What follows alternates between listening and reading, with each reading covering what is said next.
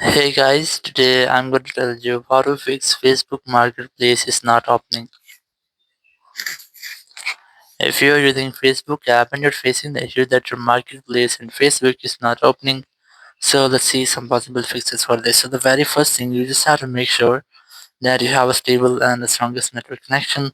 It might be your Wi-Fi, cellular data. You can also try to switch between your Wi-Fi and cellular data, or you can try to enable and disable your mode up to 4 or 5 times to make a quick refresh with all of your network settings. Then go back from here, open your settings app, and go to general, go to VPN device management, and you just have to make sure that your VPN is not connected. If you find any kind of connected VPN here, decide to disconnect with your VPN. After disconnecting your VPN, you have to go back, go to software update. I also recommend you have to try to update your software. After updating software, go back and open your app store, go for search and simply search for Facebook app.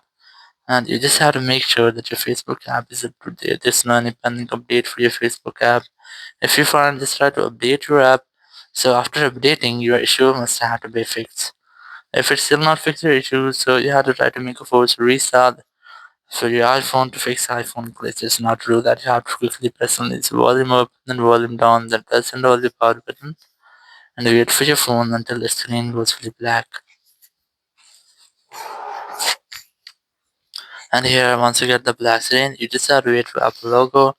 And once you get the Apple logo, just release the button and wait for your phone until it restarts. After restarting, you just have to unlock your phone, and here you have to retry to check if your issue has been fixed or not. If it's still not fixed your issue, you just have to go to settings, go to general, go to iPhone storage here, just look for Facebook app, and you just have to try to offload your app, or you can also try to delete apps in case of offloading or deleting. If there will be any bug or any malware with your Facebook app, it will be fixing this step and you'll not get the issue again. Thank you very much for watching the video. Until next video, bye bye.